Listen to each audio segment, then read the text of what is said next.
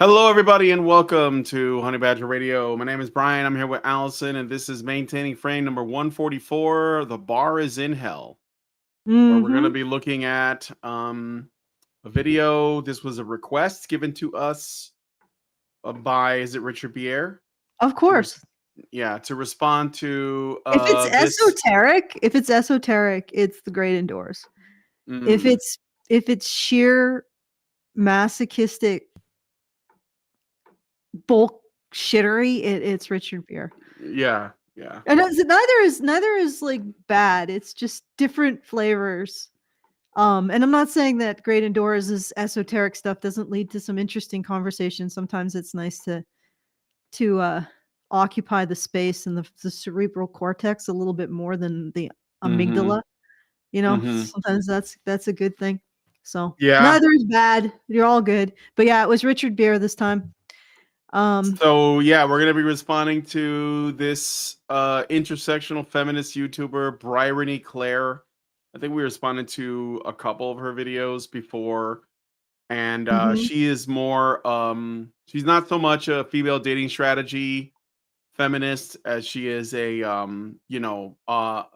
like all men are scum feminist and everything is patriarchy feminist. So she mm, is reacting to the show that Netflix put out called Adolescence that's been making the rounds. Everyone's got a take on it, and most of them are mhm. trash, and hers is not much different. So we're going to be looking at her trash take on Adolescence. And again, you know Why what I not? noticed too that's interesting is that most people who respond to this they respond to the show like they're responding to a real thing that really I know. happened.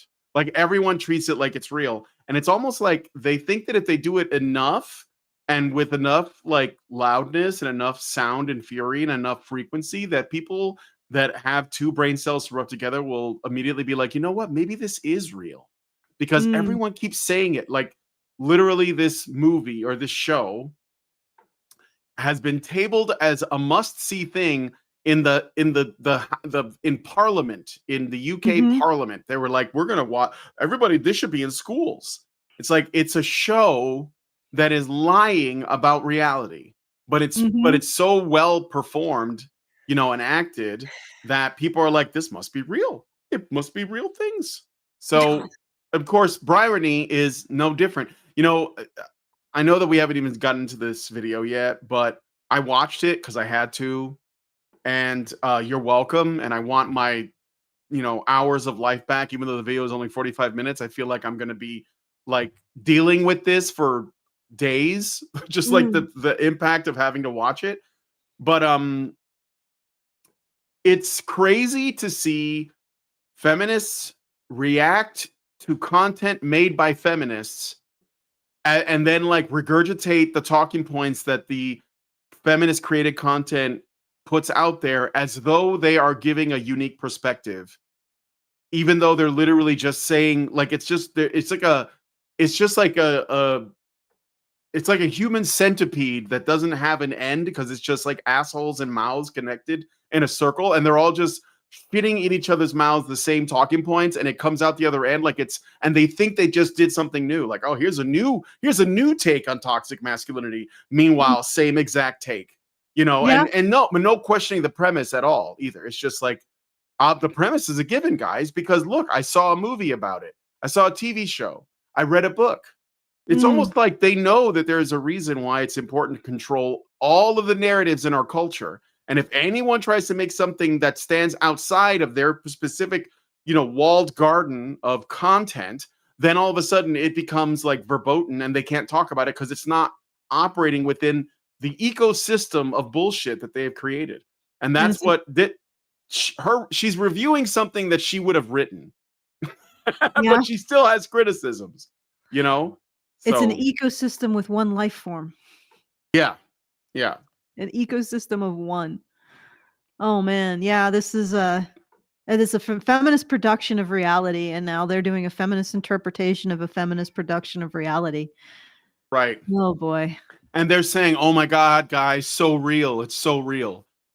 So, all right. Anyway, so that's what we're going to be responding to. This is Bryony Claire's review, reaction, recommendation for women who already live in, a state of absolute terror at the prospect that another sex exists in the world, and that sex has a different like way of existing, that this is for them. This is to further terrify women from men.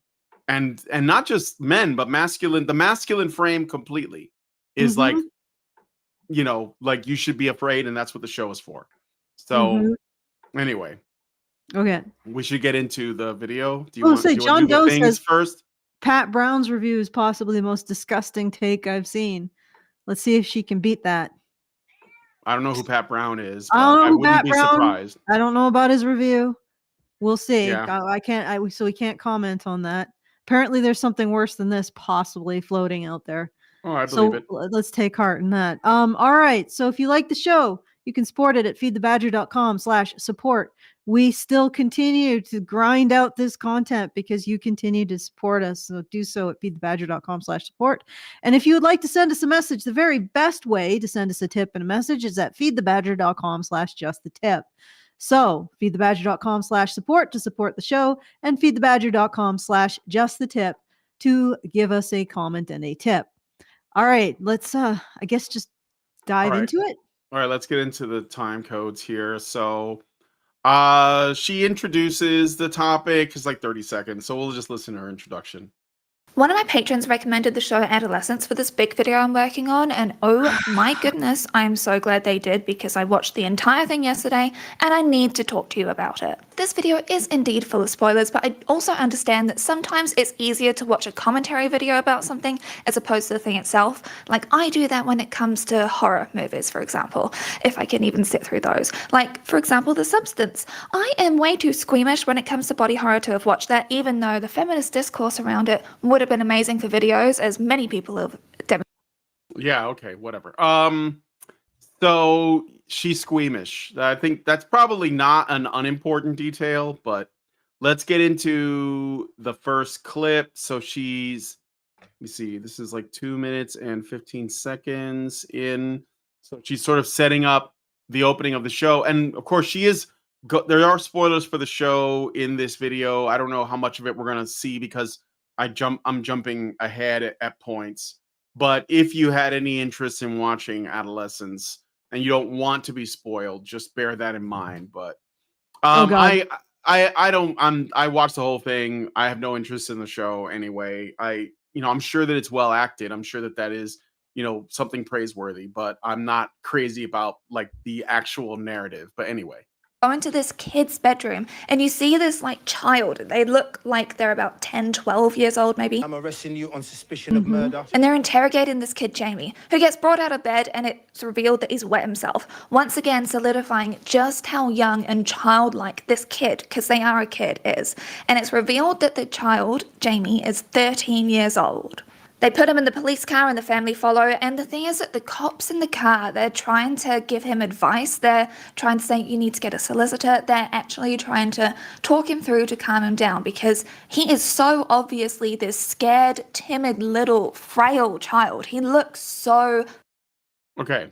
So she's explained the setup. I just thought it was worth pointing out. This kid was, 13 years old in the story. Remember, this is fiction, guys.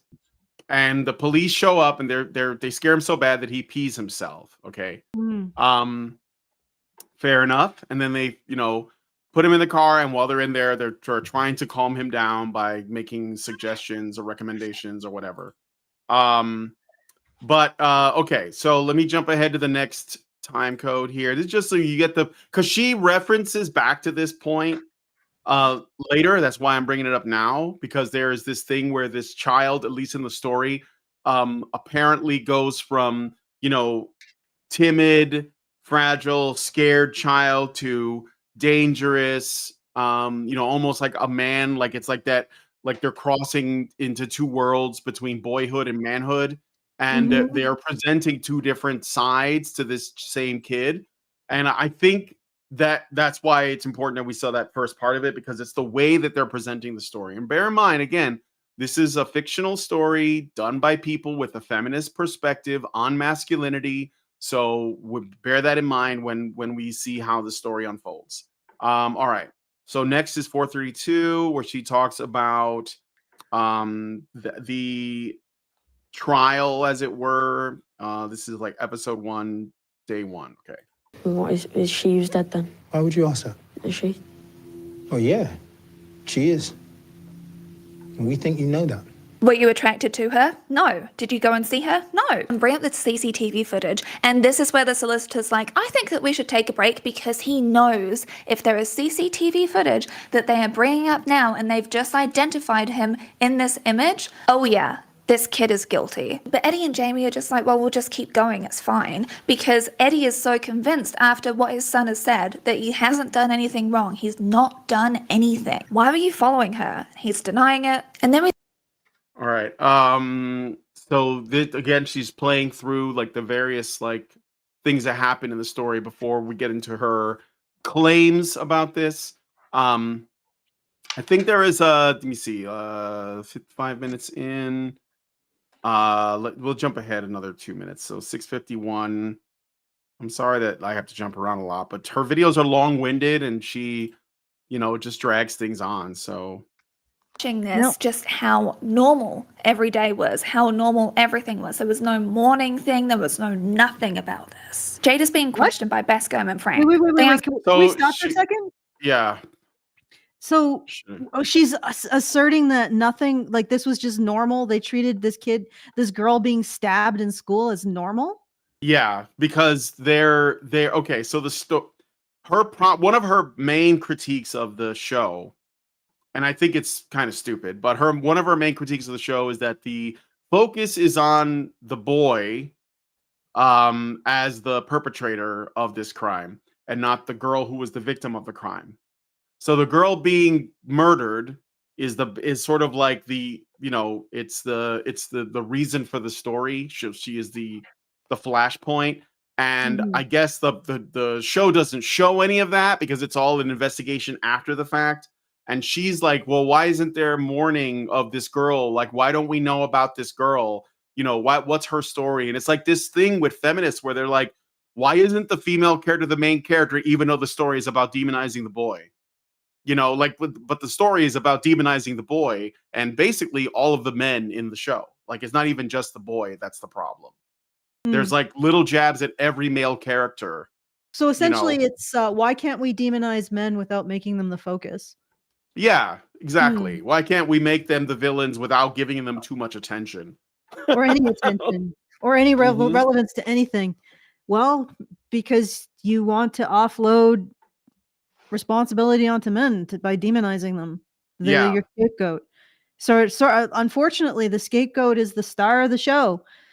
It's not particularly, you don't particularly want to be the star of the scapegoat show, but the scapegoat is the star of the scapegoat show. Yeah, exactly. You got to have the scapegoat be the main character so that you can sufficiently scapegoat them, right? But this is the thing, like the way that these women, the way that these people process information, they're constantly thinking about like, how are women worsened by this? Even when the story is showing how the men are bad and they are spending time doing that, they're still like, well, what about the women though? But like, not that the women are bad. No, not that. What about the women, like just being in the story? Where is the sympathy for her? It's like you can't please these people, really. I mean, that's just what it comes down to.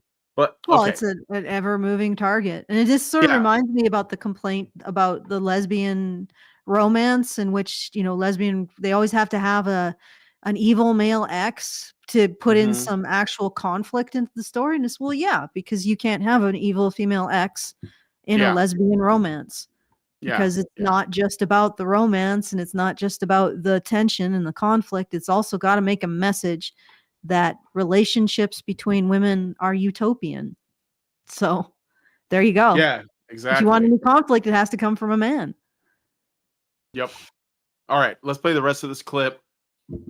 Ask about Katie and Jamie maybe being in a relationship or something. What was her relationship with boys like, Jade? You mean with Jamie? She wouldn't go anywhere near him. The teachers keep on saying that they're devastated. Everyone's saying that they're devastated, but it's all about Jamie, really. That's where the focus is. Like, oh, what's going to happen to him? Oh, he must have done it. Oh, I hear he did this. I hear he did that. Like, no focus is on the victim, Katie. It's all about Jamie. So That's the story, though. This is like, how do you even counter that argument? Like, it's like if you make a story that demonizes a male character with the express purpose of making that a general demonization of all men everywhere, you still have a problem because they're spending too much time demonizing the male. You don't have a problem with the demonization of the male character. You just don't like that the women aren't getting enough attention for some reason. Like, what I don't get what you like. If you could write the story the way you wanted, it would probably run for 10 seasons because we'd have to learn every single thing about every woman in the story just so that you feel, satisfied that they've been humanized enough, even though it's not about them at all because it's about demonizing men. Like, how would you even do that? Like, do you have any concept of how to write stories? Well, I don't think she does, first of all. And I don't know what to say. I mean, it just is so depressing that the individuals like this get so much flippin' attention. Yep. Okay, let's All right. continue. Yeah. So let me see. So basically, her argument here is that all of this is concern over the Jamie character, who again is going to be framed as a monster in the story, but it doesn't matter, because there's not enough attention being given to the victim. Remember, this is fiction. This girl does not exist, but she has a lot of sympathy for this non-existent character. All right. 8. Okay, here's where the Manosphere comes up. And I think that this is particularly salient because she thinks this is like the whole thing. This is what it's really about, okay? there's probably something a bit more here. Really, they're getting nowhere with this investigation, but it's Bascom's son who is just like, mate, you're just fumbling around. You're missing the real problem here. It's an exploding red pill. Pills, the blue pills means you see the world as it wants you to. That's from the Matrix. You've been watching the Matrix. Oh, my sweet summer child. You're not reading what they're doing. Exploding red pill, call to action by the Manosphere. About 80% of women are attracted to 20% of men. Oh, she's saying he's an incel, Dad. And all those people have fired, which means they're agreeing with her. He's saying that Katie was bullying Jamie. Does any of this affect you, son? His son is immediately like, you never call me son. You call everybody. All right, I'm pausing it there for a moment. So they bring in the Manosphere rhetoric to the degree that the people who made this show understand it. Is this the girl that he was after, the black girl?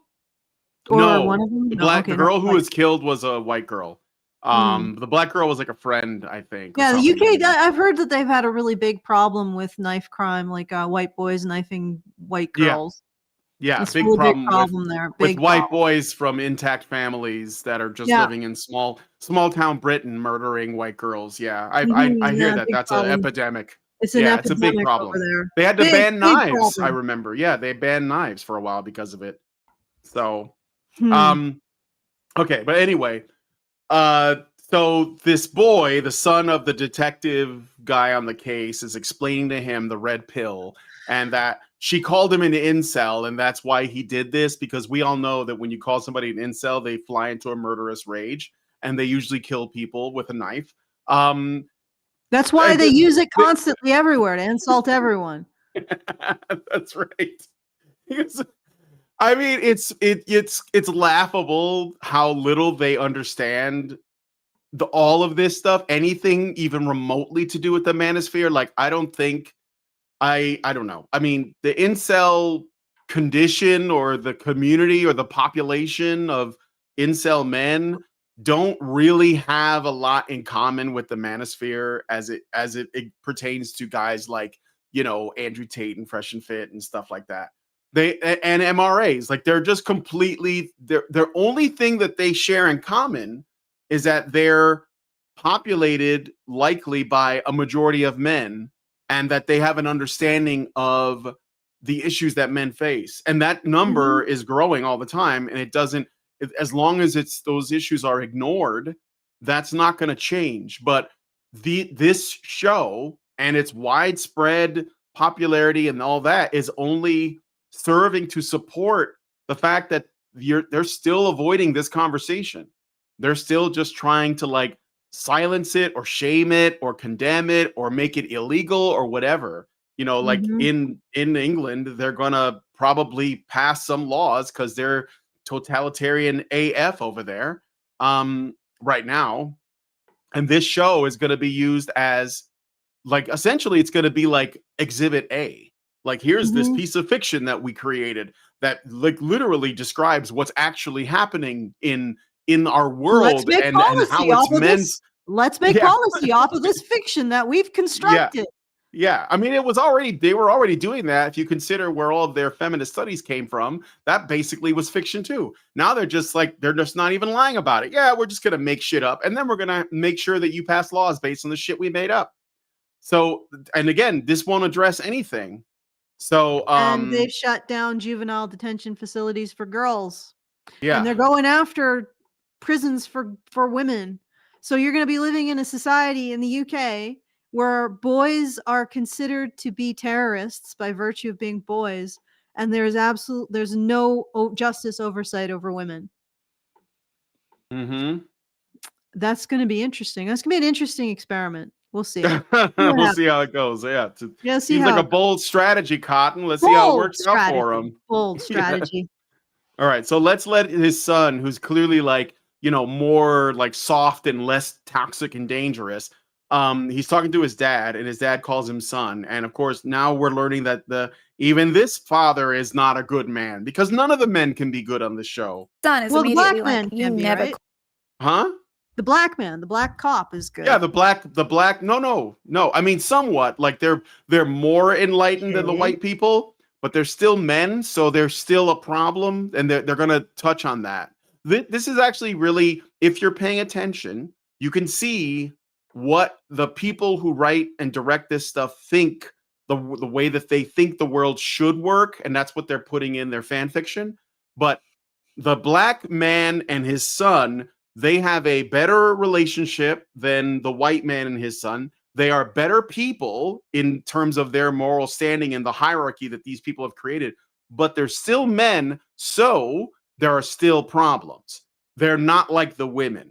So like that, it shows you everything, right? Like in the eyes of the intersectional woke persona, the black man is a better man than the white man, but still worse than any woman. That's what I'm saying. Okay. Mm. So in contrast, yes, but when you look at the broader picture, so let's listen to this. You'll see what I'm saying. There's like suggestions here. Does any of this affect you, son? His son is immediately like, you never call me son. You call everybody else son, but you never call me son. And if you don't know the lexicon of this sort of manosphere stuff, then it will go over your head because a lot of it comes down to, it seems, emojis now, even though you All right, I'm just pausing it there, just so we can look at some of these links. She's using this as proof of like what she understands about the manosphere. So here's like a Google search. Cosmopolitan, what do the emojis mean in Netflix's adolescence? The hidden meanings behind the emoji your children are looking. I guess there's like the secret language of the manosphere. Things like the dynamite emoji, the kidney bean, or the 100. I hope the Department of Homeland Security is taking notes on these dangerous emojis. From I know the secret messages. This is like the you ever see the people like Inspector Griff, he was like part of Public Enemy, and this is like the rap group from like the 80s, and he left them, and then he started like talking about like the Freemasons and the Illuminati and the deep symbolism of the eye and the triangle. Like that's what this is. This is that for the manosphere. You look at the emojis, the dog whistles, the secret coded language that the manosphere uses. I think that it's not really hidden, to be honest. They're just talking about shit, but you have to read into things because you're paranoid and delusional. Let me see, 9:05. This feels like that meme of a woman saying, "What is he thinking? What is he thinking?"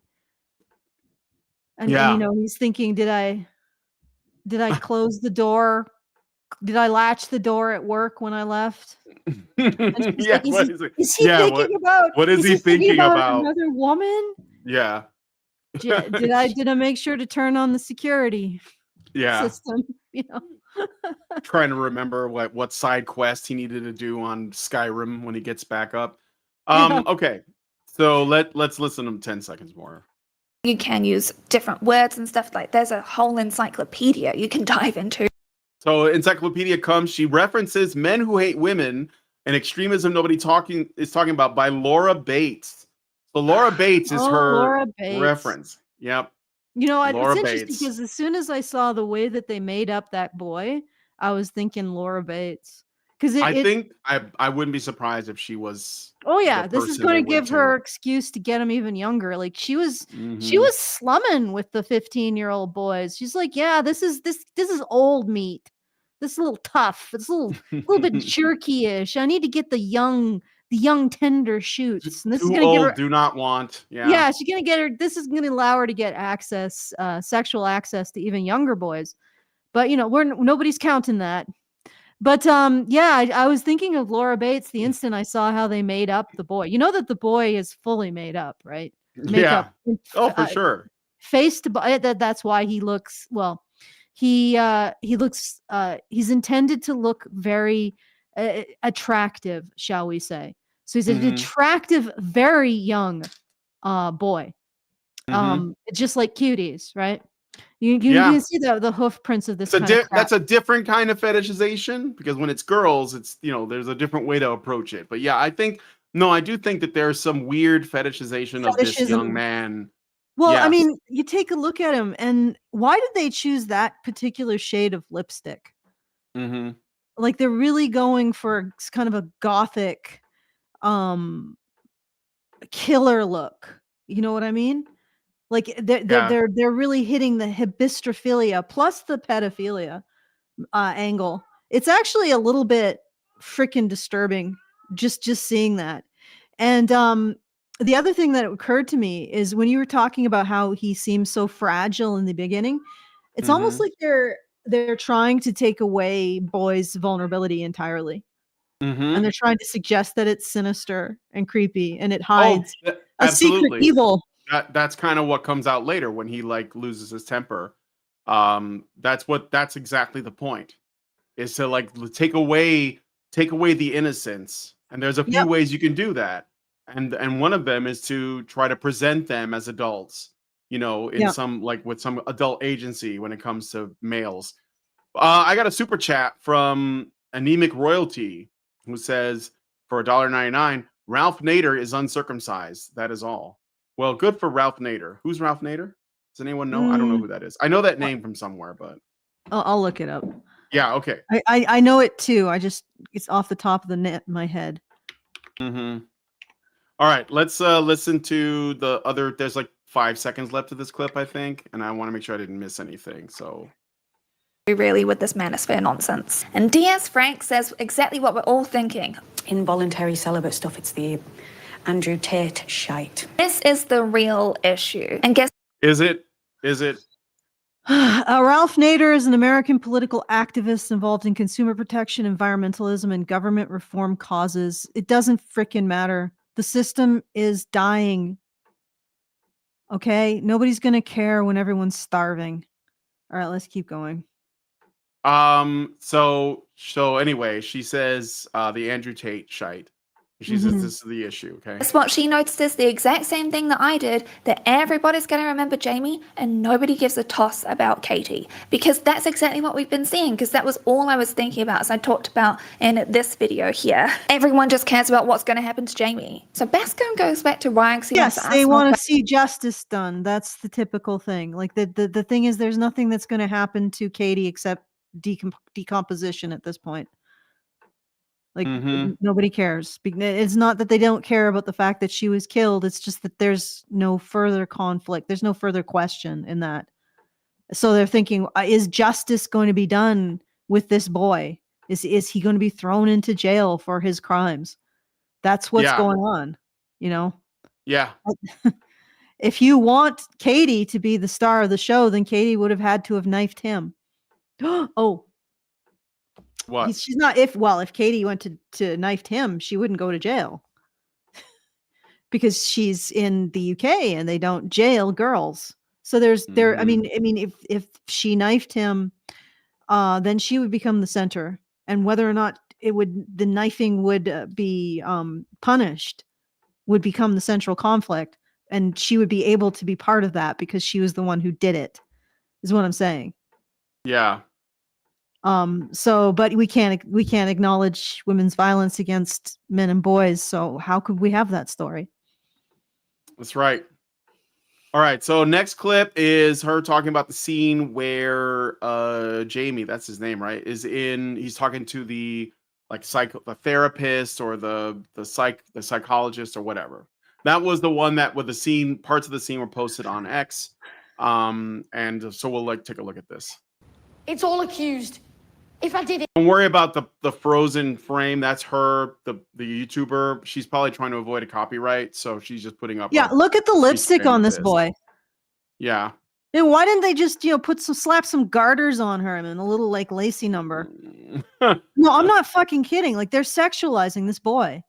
It's disturbing. Let's keep going. If I hurt her, then I get it, but I didn't. So Sets him off once again. look out! You want to sit down? You do not. Oh my God! Every female pedophile in the audience. That's just right. Every female hibistrophilic pedophile in the audience. You remember we talked about how women are attracted to men's anger? Some women. Mm-hmm. This is a freaking fetish. Aren't you an adult?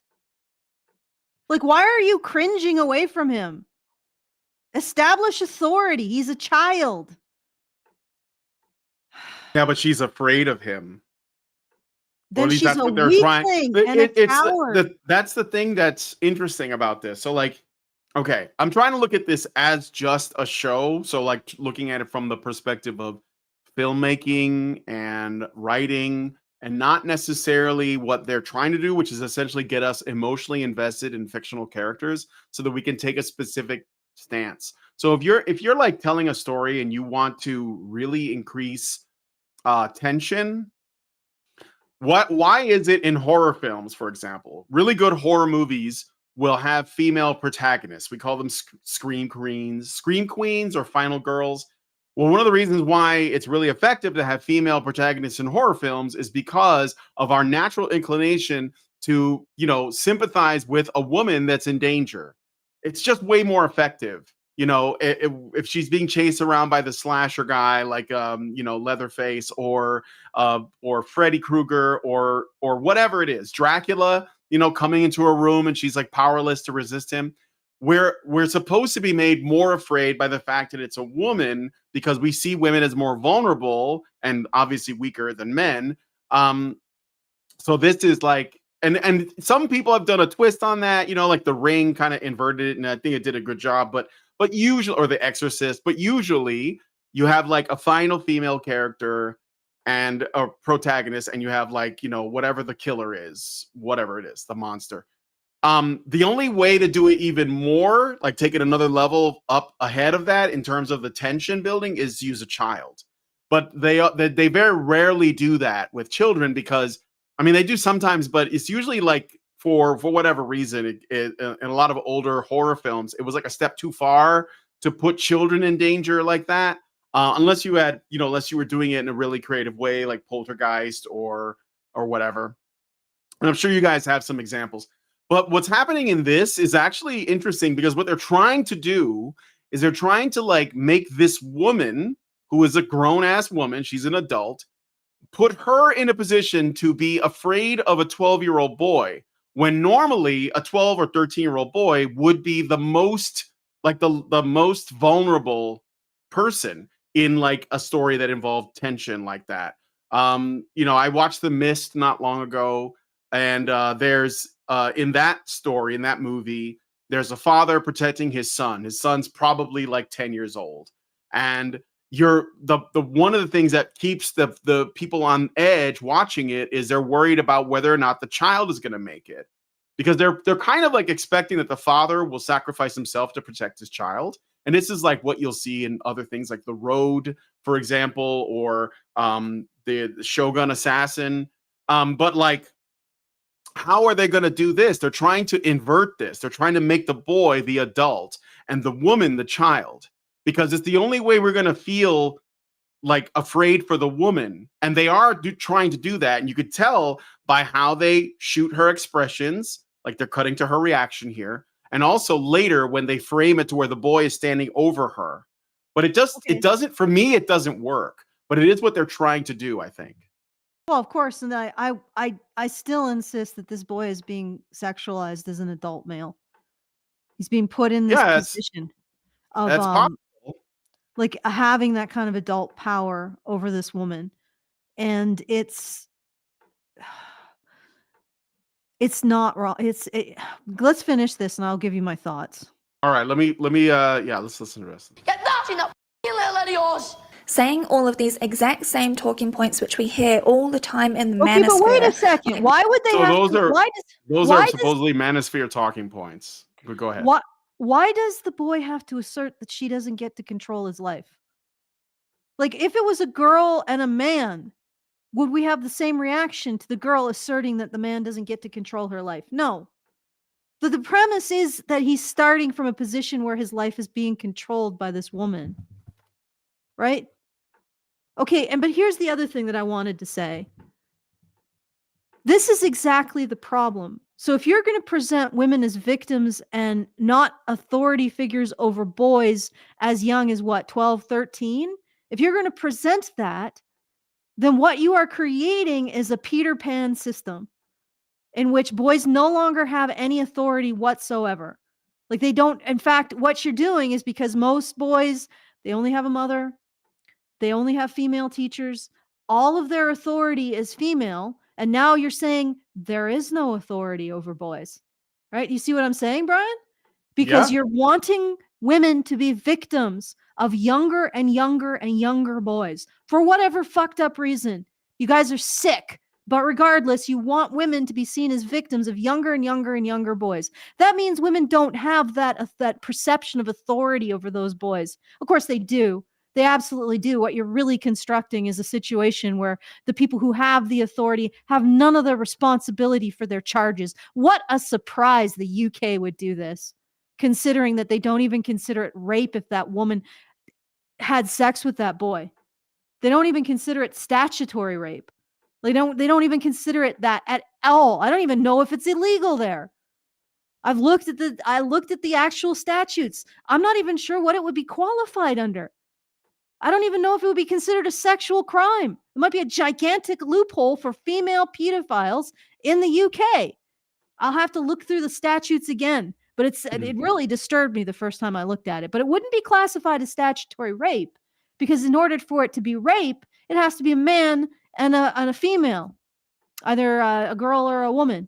So this is right off the bat. She has authority over him, and none of the responsibility to protect his sexuality, none of the responsibility to protect his person, his childhood, his innocence, because right here, he's the one with the power, right? So that is an excuse of any kind of tyrannical exercise by women over boys. Right there. This is what they're constructing. And they're also constructing this idea that every time you look at a situation of a young boy and an older woman, you have to see the boy as the potential aggressor.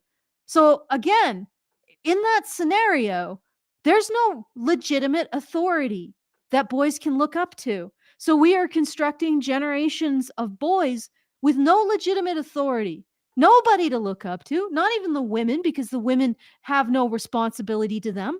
No, they have no responsibility that will be enforced to them. So these boys lose their childhood. We are literally doing an experiment on the human mind right here. We're saying, what happens when we go back to a situation in the far evolutionary past when we didn't have childhoods? All we had is maybe an infancy, and then you're an adult. No childhood. And what's interesting to me, I think I don't know if you heard this, maybe it was just me and Hannah talking about this, is Hannah was talking about how she has a coworker who's in a correctional facility or worked with juveniles. And he was describing how juveniles who are in trouble with the law have changed over the years. They went from, he could appeal to their sense of honor or at least their sense of consequence. Now there's nothing. They don't recognize honor, that you honor others or any kind of reciprocity. And they don't even seem to recognize cause and effect, because these women are removing childhood from the human race, because they're saying that women are not adults to boys. And those are the only adults that boys have. So basically, we are constructing generation upon generation of essentially feral children. And the girls aren't that much better, because all they learn is how to ape the sisterhood. Good luck. Good luck in the coming years maintaining a advanced civilization with these principles and allowing these people to have control over the development of human social habits, the movement of children from infancy to young adulthood. These people have controlled. They control it. They are laying the foundation for the future. And they literally do not see women as adults in relation to boys. I know that sometimes I go on and maybe people don't understand the point I'm making, but I hope that you guys can get something out of that. Okay. All right, let me play some more. I'm not what you say I am, or what did she say? She just smiled and said, okay, and walked away. It just must have hurt. I didn't kill her. And he gets angrier and angrier, saying that you can't trust videos. It's fake. And again, remember we had that I think it might have been with you, but we covered a video. No, I think it was with Hannah, where a woman confessed how men's anger turned her on. Mm-hmm. This is fetish material. I'm sorry. Look at, and I know that maybe people are like, why do you keep going on about that? Look at the emphasis put on the lipstick and the lips on this kid. Mm-hmm. It's intended to emphasize, and I say this and it's gross. So, but they are emphasizing features on his body that are considered sexual as they do this. And then they are constructing this angry kid. I would lay odds that there is some extremely unsavory sexual intent behind this. And I'll leave it at that, because well, it is the entertainment industry. It is show business, so I wouldn't be surprised. Okay, well, and everyone's praising the crap out of this boy too, by the way, in real life, like IRL acting ability. So he's going places. I hope he watches his ass. Scared, trying to hold it all together, and then he just growls, and then she flinches, and he's like, I know that I've got the power. This is a 13-year-old boy. Are you fucking mental? I told you it's an inversion. They can't help themselves. What is the point? Okay, what are you trying to say about the world now? That an adult woman can't be an adult to a 13-year-old boy or younger, or however young you want to make it? Is that what you're saying about the world?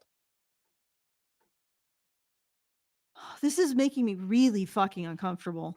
There's something about it that's just unbelievably unsavory. The construction of this, okay. Well, okay.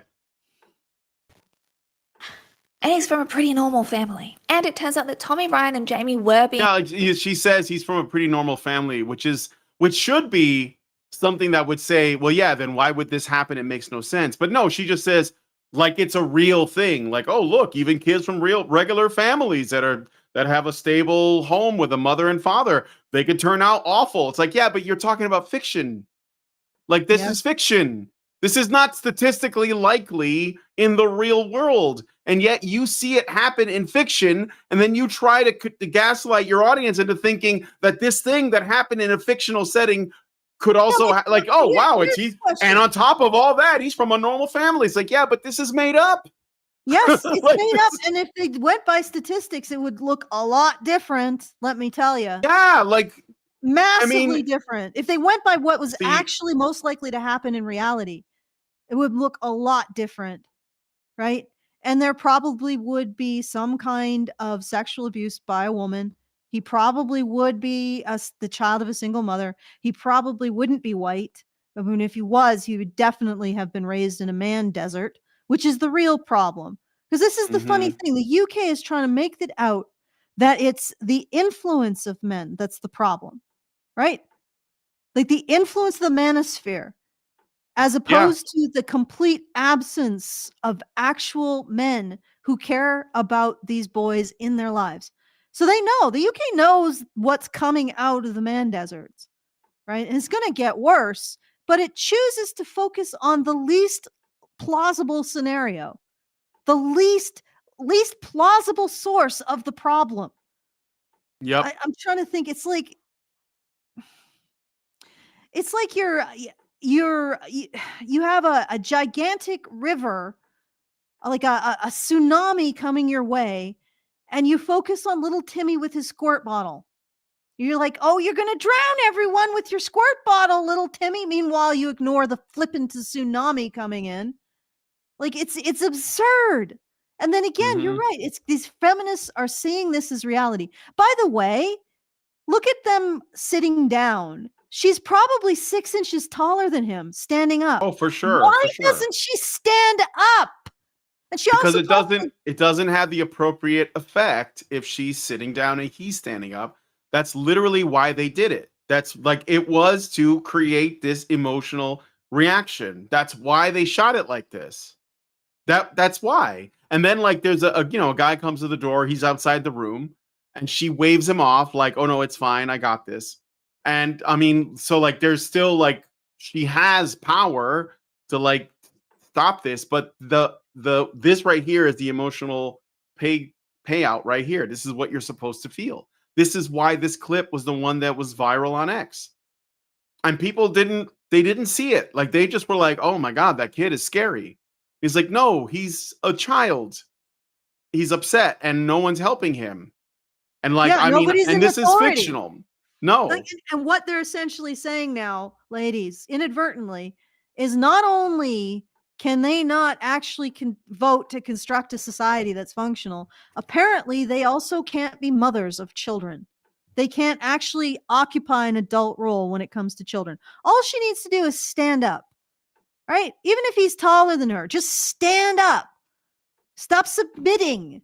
So you're telling me that women can only submit to what? He's like freaking 75 pounds? Well, then hire female teachers that are outweigh him substantially or something. Like this is freaking ridiculous. Okay, let's keep going. All right, I got a super chat from Albatross. He says, "Stunning and brave professional adult, but she's scared of a skinny 12-year-old." Well, again, they're trying to have their cake and eat it too. So if you watch the scene, she puts on a like this fucking Clarice from Silence of the Lambs thing where she's like afraid but remains stoic and then sort of like calms the boy down so that you can have that emotional moment but then move on so you can continue with your narrative. Like this is all just like really heavy-handed stuff. But thank you, Albatross, for that. Okay. They are saying that male kids okay. What?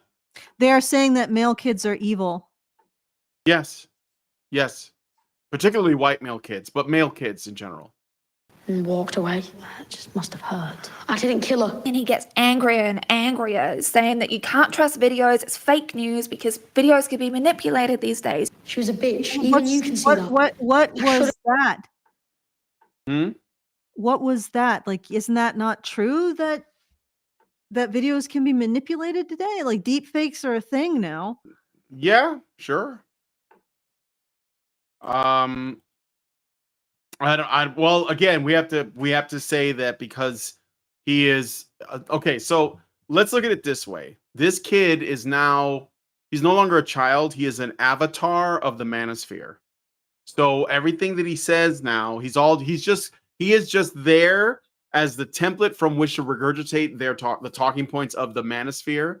So that's why he is simultaneously like a red pill guy and an incel guy and an Andrew Tate guy all at the same time, even though those things aren't really the same. Like there's some like a Venn diagram, but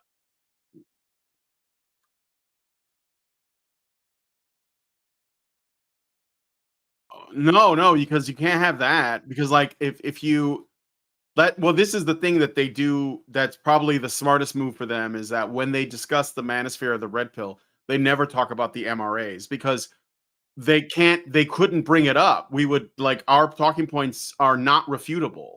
Like, they know we're right. So like they'll just find the guy they can strawman the most, and they'll just use that. And the truth is, like, the people that they use as their reason for hating the manosphere, they created them. You created these people, like these HR fucking harpies that are like running your governments and your businesses and your schools and everything. They made the manosphere happen. So what you guys are experiencing now, this like level or wave of like PUA types and red pill guys, you made those people. You created them because you did not respond to boys in need. You did not look at the family structure and try to address it. You didn't do any of those things. You just pretended like there was nothing happening, and you just kept shitting on men and shitting on men and shitting on men and shitting on men. And then after a while, men started to respond to it. And the thing is, most of them are just like checking out. So that's why they don't address the MGTOWs, because they don't have it. They can't. What are you going to do? Make them hook up with women? You don't want them to. So they're just doing what you asked. And you're not going to like get any, you're not going to address the MRA. So you just go after like the lowest hanging fruit you can. And even then you have to misrepresent them. So you created this problem, and you will never accept it because you're just too prideful to do so. All right. Oh, you're frozen, Allison. You're frozen. Let me try to restart you here. Hold on. Let me try to, yeah. Hold on.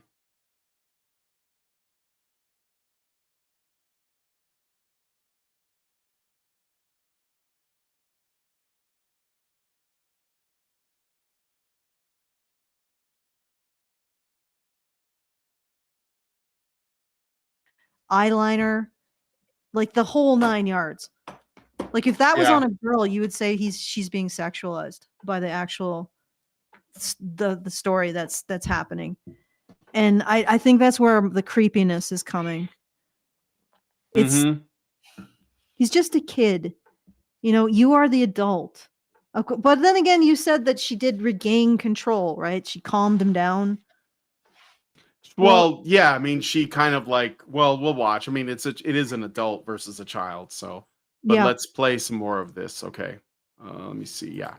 I could have killed her, but I didn't. I just Ha! Look at you. all hopeful, like I'm going to say something important. This 13-year-old kid really scared me at that point. And he says that he asked her out after the photo got leaked, thinking that she'd be weak. And so, you know, everyone else was calling her a slag. So he was like, well, maybe she'll like me now. I went round and said I was sorry that they'd done that to her. Everyone was calling her a slag, you know, or flat or whatever. So I thought when she was like that weak, she might. Are you she fucking might kidding me? Are you fucking kidding me? Yeah. Are you fucking? I don't know what to say. You are using a child for your propaganda. Mm-hmm. Like this boy is being used to strip innocence from boys. Yeah. All right. So the next one was and you know what? This would just be, first of all, the kid is not scary. What the hell is wrong with this woman? Yeah, I know. That is not a scary boy. She can't watch horror films because they make her squeamish. So I don't know. Well, how is okay? How are you supposed to have a working society if you're like that, lady? Like you can't be that squeamish. You gotta be able to deal with stuff that's awful. Or you just gotta accept that men are gonna deal with stuff that's awful, which means you will always rely on them. You will always rely on them. And the fact that you're terrified of a 13-year-old boy, are you flipping mental? Could you imagine watching a man say, and that 13-year-old girl was so terrifying? How did we get to this point where a woman isn't laughed at for being terrified of a 13-year-old boy who looks like he's 70 pounds soaking wet? What is fine? What is scary about this boy? Nothing. And yet this woman who is probably 217 pounds soaking wet is terrified of him. I don't know. Maybe she's only 200 pounds soaking wet. Maybe I'm exaggerating. Oh, definitely heavier than him. Yeah. Oh, by a substantial margin. Yeah, sure. Like you could sit on him, lady, you could accidentally sit on him on the couch and not know till you walked out the door and a person said, "Hey, I think you have something between your ass cheeks." Like seriously, you're afraid of that? You're afraid of that. And nobody calls her out and says, "This is ridiculous. This is absurdity." Like, I bet there's no one in her comments who said, "Are you mental? You're afraid of a 13-year-old boy. Why?" And I'm not even talking about a 13-year-old like one of those 13-year-old migrants who's 6'4", right? Mm-hmm. A tiny little white boy. And you're afraid of him. And I can't even imagine the reverse would ever happen. Would ever be treated seriously. Yeah. If you want to be victims of 12-year-old boys, ladies, you do not deserve to be in any position of authority whatsoever. How can you be? Like if a 12-year-old boy just steps up and says some stupid thing, like, "Yeah, haha, funny," and you quail in your boots, how can you be in a position of authority over anyone? Okay.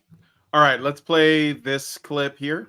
Was doing emotional work with him as well. She was accepting whatever he said as truth. Was to assess Because I like you. as a professional. Not like that, not fancying you. Just as a person. And he starts panicking, saying, "Don't you like me? Just a bit, just as a person." Don't you even like me a bit? What did you think about me then? Don't you even like me a bit? Jamie, come on, man, please. Okay? Jamie. What did you think about me then? And he starts They just made him crazy. Like, guy, do boys even act like that? Really? No. Well, you're the Like- substitute teacher. Did you see that? No, of course not. No, I mean, like that. It's so like they have to make like so. Well, okay. I will save it for later. All right. So 22. There's a little bit more of this. screaming and hitting at windows. And once again, this comes back to humiliation and validation. He reacts strongly to rejection as it's closely tied to both of these things. He's feeling rejected at this point, and anytime he starts to feel rejected, we've seen him lashing out. And he can't lash out in the same way towards bullies at school, but he can lash out this way towards women because he views them as being weaker than, as being lesser than, just like he felt his father rejected him when he couldn't look at him when he was playing football. Wait. Let's analyze this Gish Gallop. So Okay. he, by repeatedly pleading with her to like him or to say she likes him a little bit, that's what him exerting power over her.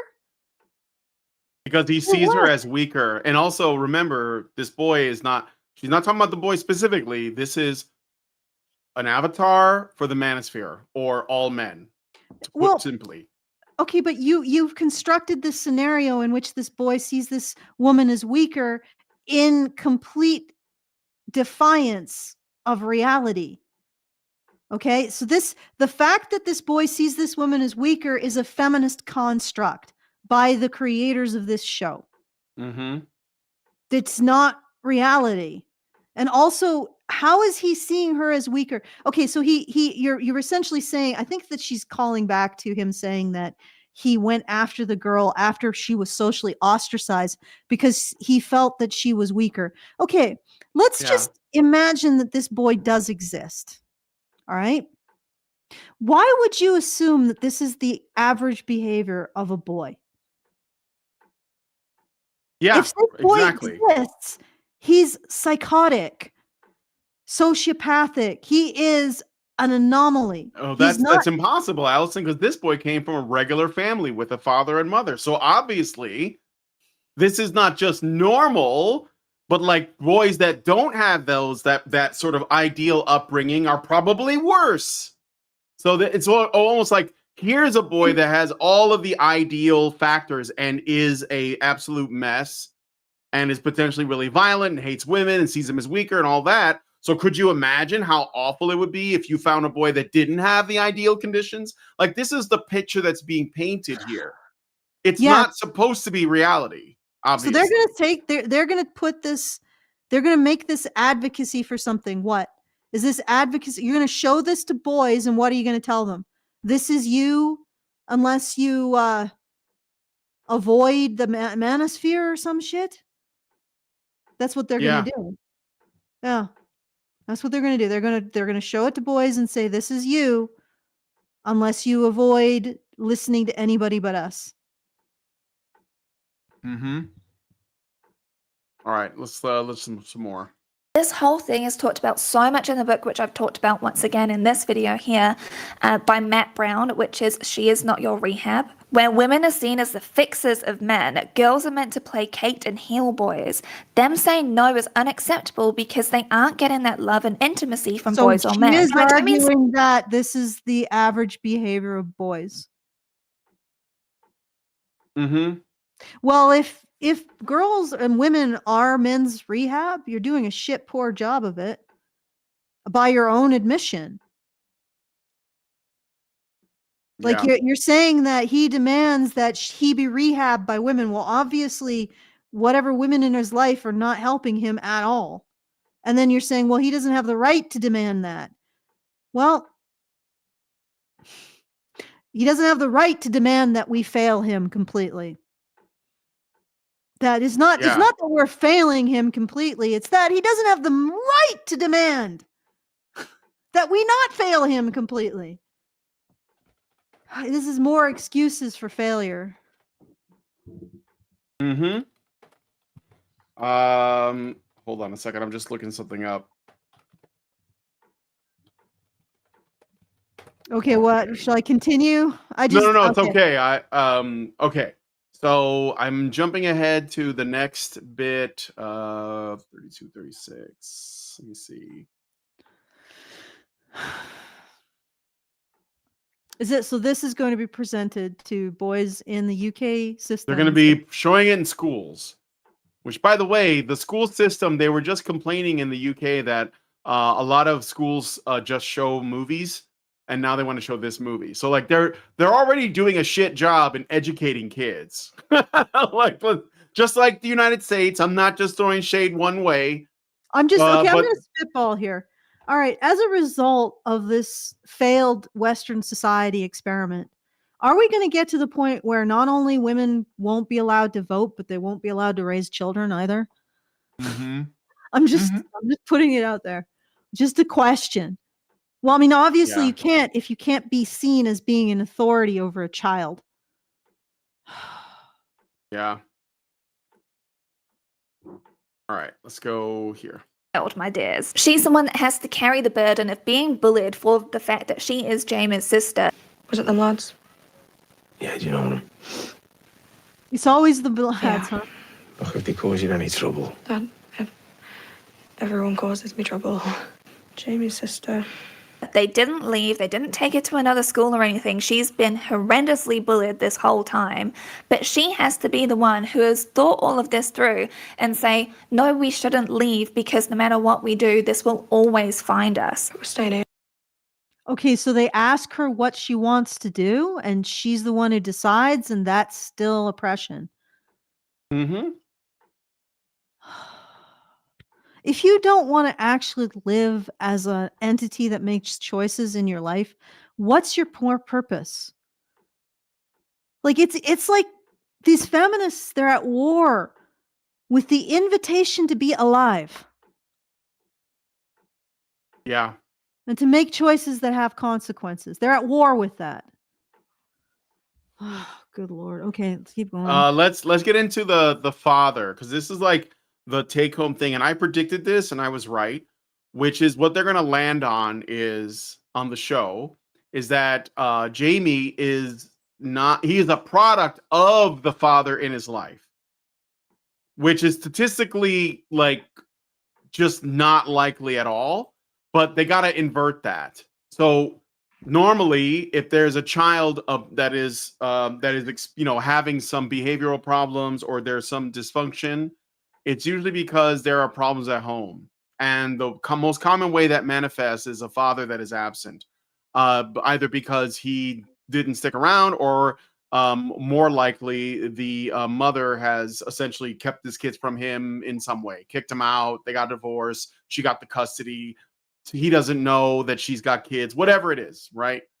And that's at least in the United States, and I think this makes sense to see it everywhere. Usually, like if you look at the data, for example, for violent felons, like overwhelming majority, like over 90 something percent of them come from single parent households, which is most likely single mother households, just because of who we tend to leave the kids with when there is a separation. So like, no, where you would like feasibly land if there was a child that was like committing crimes, you would find out that like there's something at home that they're not getting, right? And but in this, we're actually taught that it is a cycle of violence that the father teaches to the son, which is like not really normal. In fact, Erin Pitsey, in her work when she opened the first women's shelter in the UK, was that she discovered that the cycle of violence was passed down from the mother, and that for her hard work and for discovering that, the feminists drove her out of the country, and I think they tried to kill her dog. So because they didn't like that answer, it wasn't a good answer. It was a bad answer. It was one of the bad ones. But anyway. Society of van, okay? And it's not happening. We're not having this conversation. Not again, love. What would I want your mum to get me work for? Hey, I've got work here, right? Do you want to take her out of college? Do you want to ruin her life as well? Hey. Like, this dynamic that we're seeing between the parents will be so familiar to many of you, I'm sure. Whether you grew up seeing your caregivers fall into this pattern, or if you yourself just grew up with someone with anger issues in the house. And so, yeah, of course, it's always the men, right, that are the problem. And of course, when they present this scene, the point of it is to, like, go ahead. Finish. Sorry. Well, I think you were going to say what I was going to say. It's the way that they're shooting it. So, like, the wife is just like, again, smaller, terrified, doesn't respond. He's just yelling at her in her face. That's not how domestic arguments usually go down. But this is how they're going to present it for the show, right? Yeah. And, of course, what were you going to say about it? Well, what I was going to say is that you look at the same expression on the mother's face as was on the counselor's face, was on the daughter's face. This is all that feminism has for women, is to live life with that expression on your face.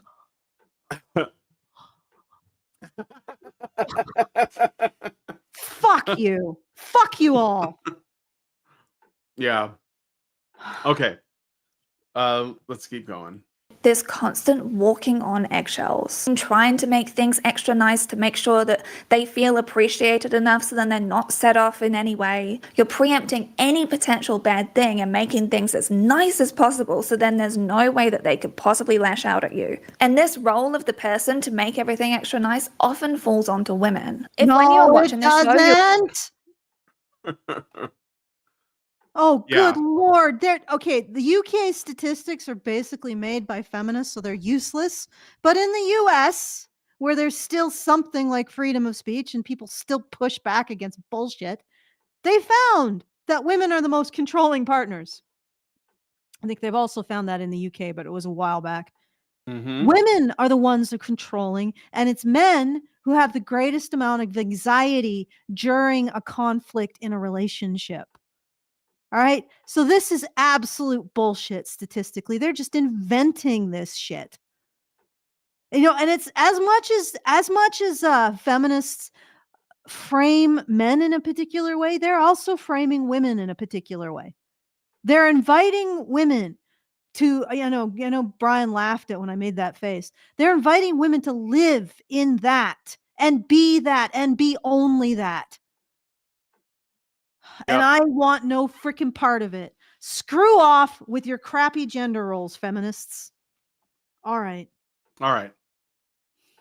You're watching them and you're like, well, this is just normal life. Like, I am so sorry to be the one to tell you that this is not how you should be in a household. And Again, remember, this is fiction. She's looking at a fictional thing, a made-up scenario with actors that all know what they're doing, that are specifically putting out a certain kind of narrative in a certain framework. And she's saying, I don't know if you guys know, but this right here shouldn't be normal. Yeah, it isn't. It's made up. It's fiction.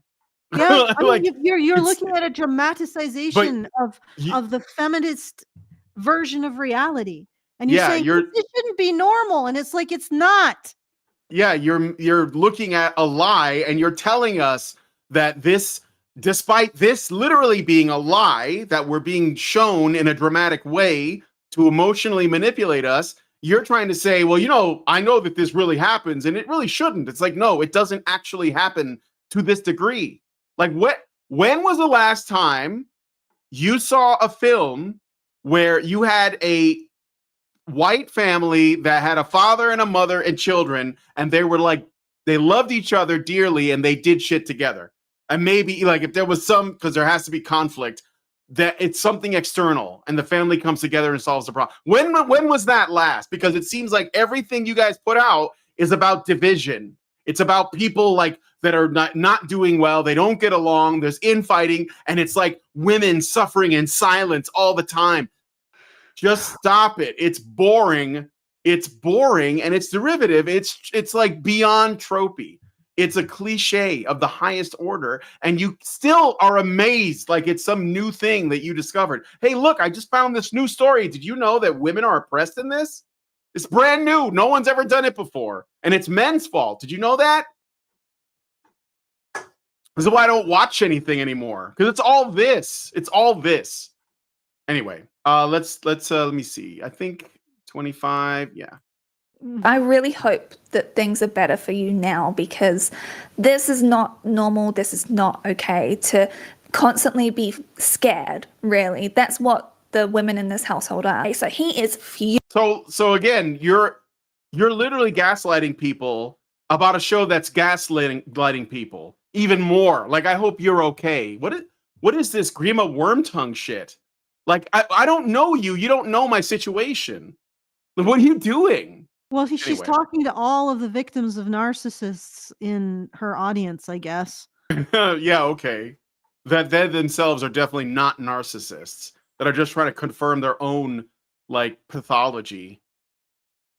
Furious, desperately trying to clean this off, and he's unable to. So he demands that they have to go to the store to get the stuff to clean it off. It's also really important to know that they haven't moved house. They're still in the exact same place where the police raid happened, and all of their neighbors know about this. And what we pick up at the start of the show is Eddie is full on with work. Like, he is working all the time. Like, he comes back from his night shift. So the dad is, he has to work a lot. And Okay, what does she explain why? Probably because they're working class. Yeah, they are working class people. And but he's trying to afford tuition for his daughter as well. Yeah. Unless in the UK daughter. Well, just paying for everything, I guess. Yeah. I don't know if the mom works or not, but if she doesn't, then that's just another feminist talking point that, dads, patriarchy hurts men too. Men thinking they have to be the breadwinners is bad because they're going to stress themselves out and murder their wives, and that's the reason why it's a problem. And that women, like the expectation that women should stay home is outdated and blah, blah, blah, blah, blah. Even though people have to work out whatever, like literally the reason why we're in a situation where women literally cannot afford to stay at home is because of feminism. That's the reason why. That's the reason. But anyway.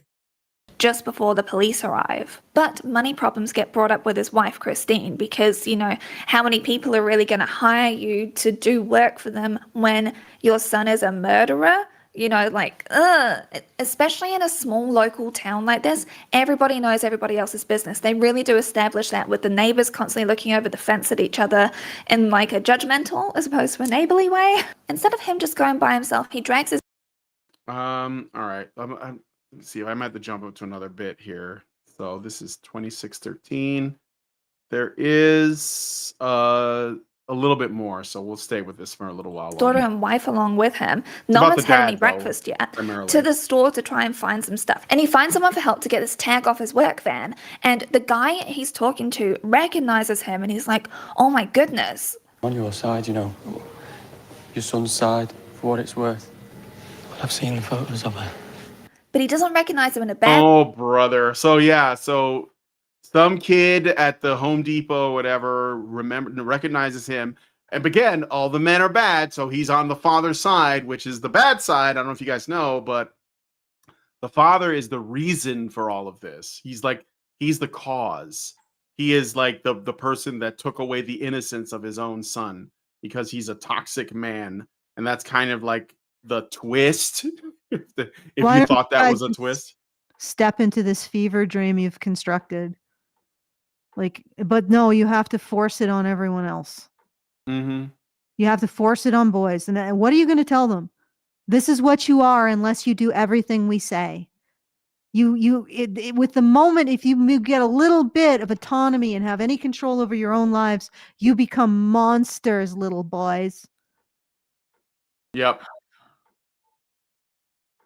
Okay, so let's play the next clip here. talk, he doesn't do anything. And so his mum pipes up saying that she and his sister are in the car as well. And he's like, oh, I thought I was just talking to dad. Just thinking that you're having a casual call with a dad on his birthday, you know, saying that, yeah, you're going to plead guilty to murder because you did it. At 13, they head inside, and because these are English people, they haven't talked about things properly, because why would you? You just bottle everything up, because that's really, really healthy to do. You saw the tape, I didn't. This isn't you. Threatening kids back in your van, but him going guilty is probably for the best. I didn't want to believe it. But I saw it. He keeps on trying to connect with Eddie, and this is where he says about his childhood, how his father used to absolutely beat the living hell out of him with a belt. Oh, you're really And excited about that, huh? Yeah. Like the way that So- she described that was, go back just a little bit. Okay. Let's see if we can catch a here. micro expression. connect with Eddie, and this is where he says about his childhood, how his father used to absolutely Pause beat it. the living hell out of him with a No, it feels like there's a little bit too much excitement with that one. Yeah. Well, it's excitement about because it satisfies her bias. So Her narrative, yeah. the Okay. fictional story is ultimately about the male cycle of violence from father to son, and that like this is where it could break, I guess. I don't know. But it just comes back to men in perpetuity. the belt, and he swore that he would never beat up his kids. He never wanted to be like his father. But then he's like, but am I worse though, because I've made a murderer? And this is where it's revealed that he took Jamie to football as a way to try and connect them both, you know, to be able to build their relationship. But because Jamie wasn't good at it, and all he heard was all of the other dads mocking him, like berating him. Yeah, all the men, they all laughed at him together, I guess. See, this is like how like this is completely unreal. Like nothing, and women will watch this and they'll be like, "Oh my god, that's the way men are." Absolutely insane. Absolutely insane. Okay, I'm sorry. Well, were you going to say something or you want me to play the rest of this clip? You know, again, if this was just a work of fiction, it's whatever. But they think that this is reality and they want to teach it in schools. Keir Starmer said he called it a documentary. The Prime Minister called it a documentary. Okay, I mean, this is like the kind of payload. So a little bit. I'm sorry yes, they called it a documentary. Yeah, they called it a documentary. This is if this is a documentary, it's a documentary on feminist delusion about reality. Mm-hmm. And they're going to scapegoat this kid because they don't want to be honest about what their policies are doing to their nation. All right, let's keep going. Yeah, all right. He just couldn't look at them. And so they did another very masculine thing, which was boxing, and that didn't work either. Jamie really liked to draw. He was really good at art. And this was something which brought them both heaps of joy, but, you know, painting, artwork. That's such a feminine pursuit. That's not masculine at all. What would his dad be able to do with that? They can't bond over that. And so they started playing like football games. Like, So Wait, who's they? Like, she said that they were bonding over art? Well, then what's wrong with that? No, she said that they wouldn't be able to bond over art because Yeah, it's but not he said that masculine. they The both son got wanted joy out to. of it. No, No, they. go back. She said they got joy out of it. All right, let me see. I mean, maybe she's just not at being all. able to What would his dad be able to do with that? They can't bond over a that. little bit further. And so They can't. But is it further back? Yes. Okay. painting, artwork, that's such a feminine pursuit. That's not masculine at all. Oh, What no, would it's his a little bit dad be further able than to that, do a little with bit that? further. Like, yeah. Okay. Didn't work either. Jamie really liked to draw. He was really good at art. And this was something which brought them both heaps of joy. But, you know, painting, heaps of artwork, joy. that's such a I think that she's just misspeaking, or she was trying to like essentially suggest that men don't do art at all because it's feminine, which is bullshit because all the great painters are men, but that's probably because they kept women out of it. And yeah, this kind of pisses me off too because like I was the artsy kid. My father was a sporty person, but I get along with my father. Like we didn't have any problems. He was proud of me for doing art, even though he didn't do it himself. And I didn't play basketball. Yeah, you live Right. in reality. Yeah. Well, I don't live in a fever try to dream. get the causality here. We try to What? get the causality. So the boy wasn't good at sports. He was an artist, though, but he couldn't connect to his father through the art. So Because something, art is something murder, feminine. something murder. Yeah, something murder. Yeah. Basically. Okay. And that's I mean, reality. I guess, yeah, that's why they didn't connect. But let's hear this. feminine pursuit. That's not masculine at all. What would his dad be able to do with that? They can't bond over that. And so they started playing like football. When did women decide that? Like, when did anybody decide that art was feminine? When did that happen? I don't think that ever happened. But for some reason, feminists claim that art is feminine, and then boys who do art, they're fighting gender roles or something. Like that's bullshit. Like Frank Frazetta, was he fighting gender roles when he drew Conan paintings? Was he fighting gender roles? Like when art became an expression of emotion and virtue and lost all of its focus on merit. Okay, but let me point something fair out enough. here. Let me point something out. This is all like they've literally taken feminist ideology, and this is like dramatization.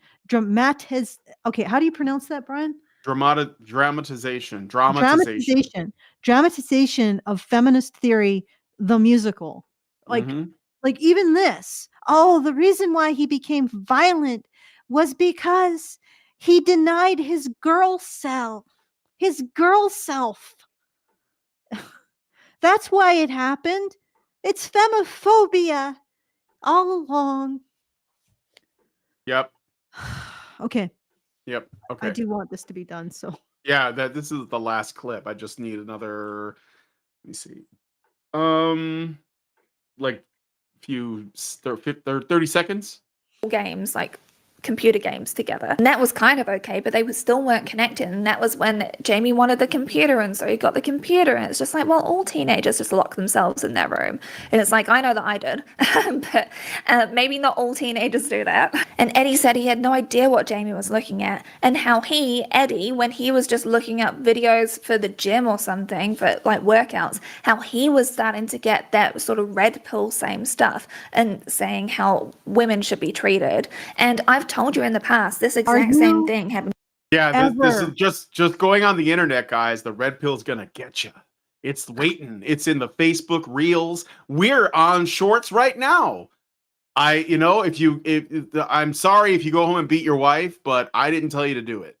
Just saying, because apparently that's what happens. He was like, I'm just looking up gym stuff, and all of a sudden it was this is what you do to bitches. Oh man, I can't take my eyes off of it. It's getting me. My pimp hand is becoming strong.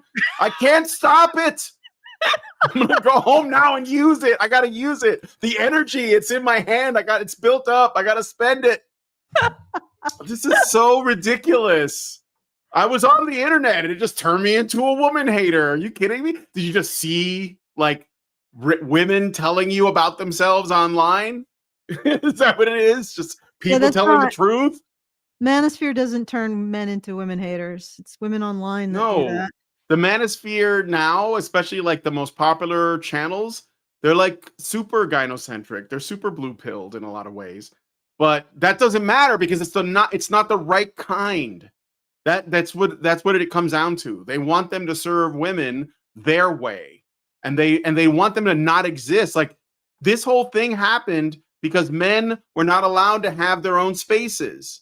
And now they go online looking for spaces. I'm sorry, but this is why I have no interest in like going after popular content creators that talk to men, whether it's Jordan Peterson or Andrew Tate or Fresh and Fit or whatever podcast.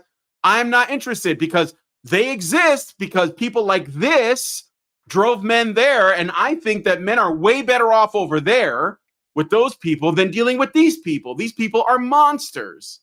They are the worst kind of people. The absolute worst for men. Like this is where the suicides come from. Okay? Not like these, these PUA types. At least they're trying to help them. At least they acknowledge that men have problems. Yeah. These people don't. They say that men are the problem. Which one would you prefer? So Yeah. And honestly, I really don't think that they're the ones that are making men hate women. I don't think we're the ones that are making men hate women.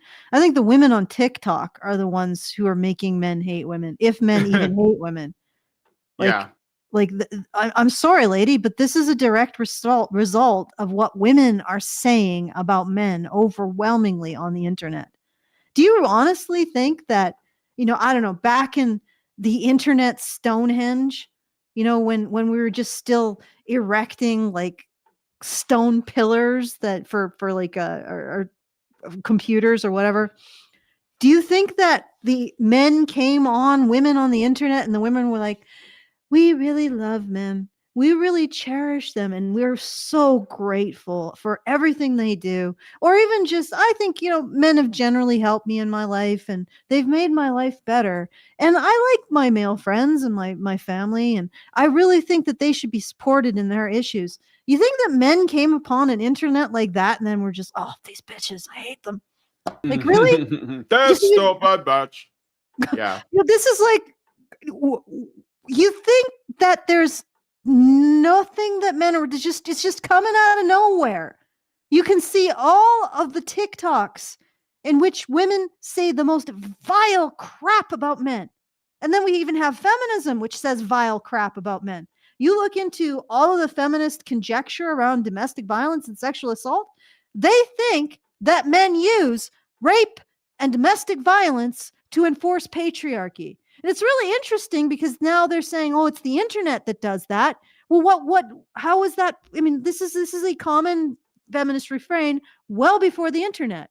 Feminists were looking at domestic violence and sexual assault as the means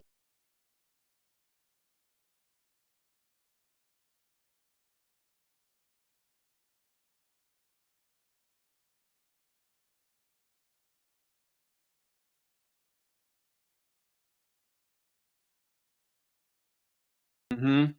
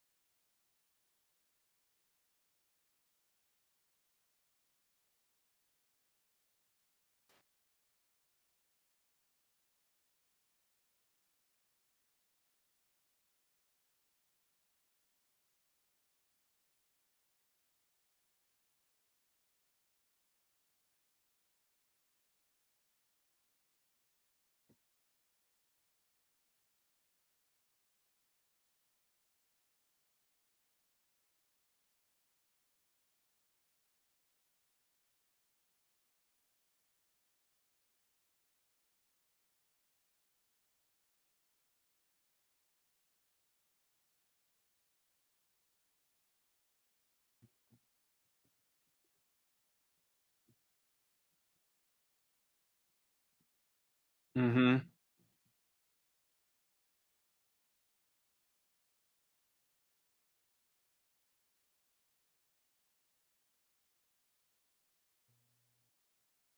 Oh, Allison, hold on.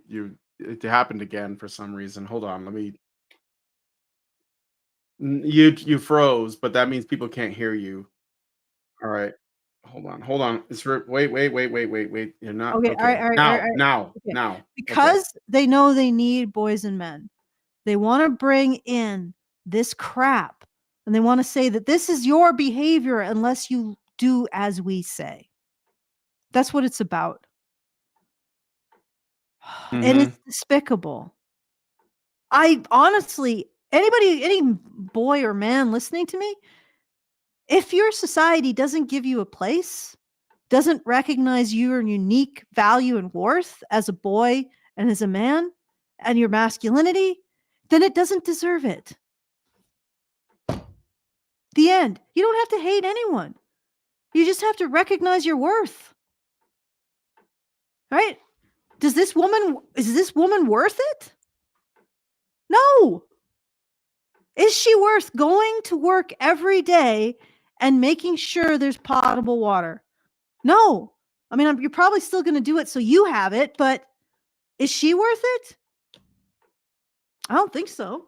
I mean, you can make that decision, but judging solely based on her attitude and the fact that she's a massive coward, the fact that she wouldn't make a good mother because she can't accept the concept of having authority over somebody and being in a position of protecting them. You know what's really freaking fascinating to me? Recently we watched and this relates Beetlejuice, the original Beetlejuice, not the crap that they remade it into, the anti-natalist, anti-family crap. Ugh.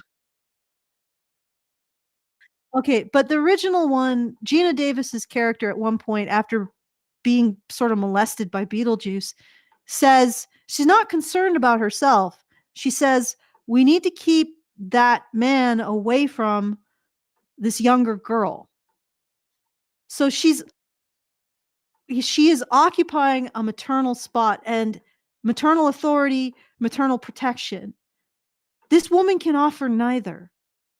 And all of the women who are pissing themselves a little over a 13-year-old boy, for whatever reason, I think some are deeply unsavory, but they can offer no maternal protection for children. They are not worthy of being mothers, in my opinion. So, I mean, what is it that you're sacrificing for? Okay, let's finish this.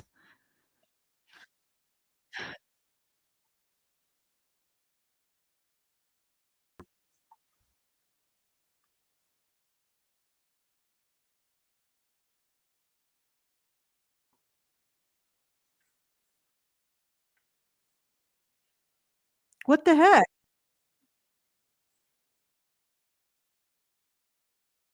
Yeah, sure.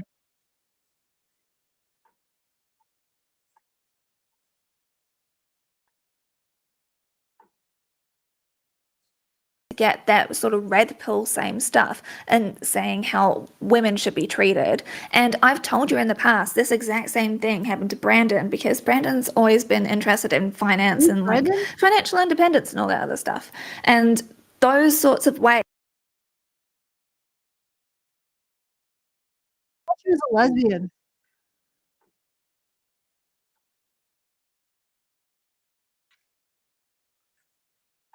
Mm-hmm. Anything about confidence, anything about making more money, anything about looking better, those are all places where these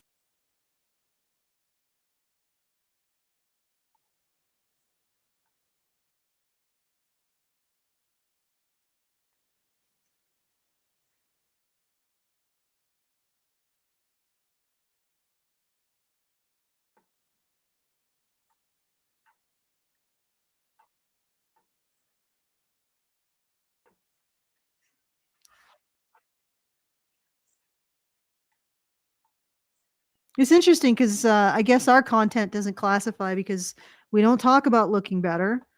We don't talk about attracting women or financial stuff. We talk about issues that men have. And yet I think, oh, am I paused again?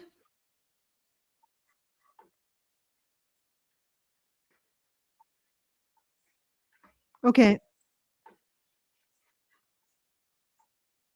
All right. Technical difficulties. This is Okay, I'm freaking back ridiculous. now. Yeah, I know it's ridiculous. I don't know how long it's been like that. I hope it wasn't for too long, but I'm trying to watch the chat and there's a little bit of a delay and I can't tell when something like this happens. So anyway, go ahead, Allison. Yeah, I was just saying that all of the things that she describes is not the stuff that we talk about. No, Um, but I mean, But I wonder if you think about it. All right, let's think about it here. So getting richer, looking better, attracting women, right?